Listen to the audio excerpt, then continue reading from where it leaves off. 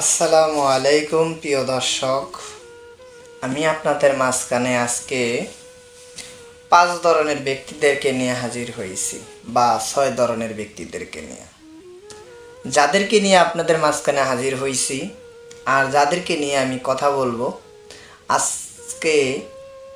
তারা খুব মূল্যবান এবং ভাগ্যবান।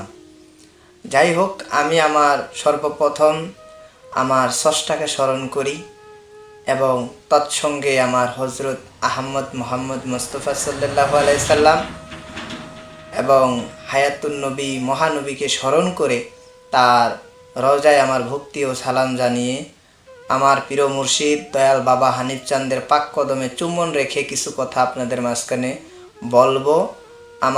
আমি আজকে শাহ সুফি শরীফুদ্দিন আপনাদের মাঝখানে উপস্থিত হয়েছি, তো কথাগুলো মনোযোগ দিয়ে শুনতে হবে।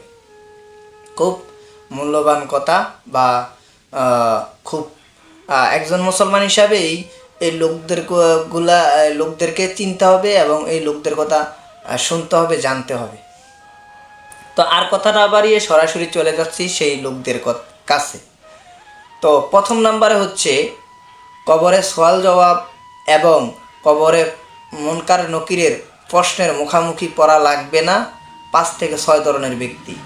যেমন প্রথম নাম্বারের ব্যক্তি হচ্ছে যিনি আল্লাহর রাস্তায় শহীদ হয়ে গিয়েছে। 2 নম্বরে হচ্ছে যেই ব্যক্তি আল্লাহর কাছে দোয়া করে এবং কবরে আযাব থেকে দোয়া ফানা চায়, সূরা মুলুক পড়ে। এই ধরনের ব্যক্তি তারা তাদের আযাব হবে না যারা সূরা মুলুক পড়ে। 2 নম্বরের ব্যক্তি হচ্ছে সেই ব্যক্তি দিন প্রসার করতে গিয়ে, কালিমার দাওয়াত দিতে গিয়ে, দিন প্রসার করতে গিয়ে সে যদি মারা যায়, সেই ব্যক্তির কবরের সওয়াল জবাব হবে না, কবরে আযাব হবে না। 4 নম্বরে হচ্ছে যে ব্যক্তি জুমার দিন মারা যায়, পবিত্র জুমার দিন, শুক্রবার, যে ব্যক্তি জুমার দিন পৃথিবী থেকে চলে যায় আল্লাহর ডাকে সাড়া দিয়ে, ওই ব্যক্তির কবরের আযাব হবে না এবং ফেরেশতাদের প্রশ্নের মুখামুখি হতে হবে না। 5 নম্বরে হচ্ছে শিশু ব্যক্তি মারা গেছে, শিশু ব্যক্তি পৃথিবী থেকে চলে গেছে, ওই শিশু ব্যক্তির প্রশ্নের মুখামুখি ফেরেশতাদের হবে না এবং ওই শিশু ব্যক্তির কবরে আযাব হবে না। এখন আমরা এক এক করে জানতে পারলাম বা শুনতে পারলাম কোন কোন ব্যক্তিদের কবরে আযাব ও ফেরেশতাদের মুখামুখি হতে হয় না। আমাদের বেশি বেশি করে আল্লাহর দরবারে দোয়া করতে হবে, হে আল্লাহ আমাদের কবরে যেন আযাব না হয়। আমাদের বেশি বেশি সূরা মুলুক পড়তে হবে, আমরা যেন আল্লাহর কাছে দোয়া করতে হবে, হে আল্লাহ আমাদের মৃত্যুর পরে আমার কবরে যেন আযাব না হয়। আল্লাহর কাছে এগুলা বলতে হবে। এবং যেই ব্যক্তিরা শহীদ হয়ে গেছে আল্লাহর রাস্তায়, তাদেরকেও কোনো ভয় নাই, তারাও কবরে কোনো প্রশ্নের মুখামুখি হতে হবে না।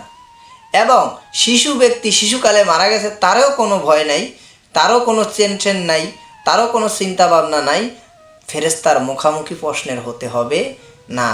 এবং যেই ব্যক্তিকে আল্লাহ কবুল করে নিছে, শুক্রবারে যেই ব্যক্তির মৃত্যু হয়েছে, আমার নানাজানের মৃত্যুটা শুক্রবারে হয়েছে রাত্রে 12টায়। তো আমি জানতাম না যে কেন আমার নানায় বলছে যে নাতি আমি মারা গেলে আমারে তুই গোসল করাইস। আসলে একটা মৃত ব্যক্তিকে কোনো মানুষের উপরে ছেড়ে দেওয়া ঠিক না। অপরিচিত একটা লোক গোসল করাইব, তার কাছে ছেড়ে দেওয়াটা ঠিক নয়। একটা কাছের লোক ওই লোকটার সাথে সাথে থাকবেন। কেননা এখন বর্তমানে বুঝতে পারতেছি কেন আমার নানাজান বলছে যে নাতি তুমি আমার লাশটা গোসল করাইও। কেন? মৃত ব্যক্তিদের ব্যবহার করা জিনিস এগুলা যারা গোসল করায় তারা নিয়ে যায়। এগুলা যারা গোসল করায় তাদের কাছ থেকে নেয় কারা? যারা কুফুরি করে তারা এগুলা নেয়, নিয়ে এগুলাটা কাজ করে। কথাটা বুঝতে পারছেন? তো আমার নানাজান মৃত্যু হওয়ার আগে আমাকে বলছে যে নাতি, আমি যদি মারা যাই আমার পাশে তুই থাকিস, আমারে তুই গোসল দিস, আমার কাছে থাকিস। এখন বুঝতে পারতেছি কেন আমার নানা একথা বলেছিলেন। একজন কাছের লোক মৃত ব্যক্তির কাছে থাকা উচিত। আপনারা যে যারা গোসল করাইতে আসে তাদের উপরে ছেড়ে দিবেন না।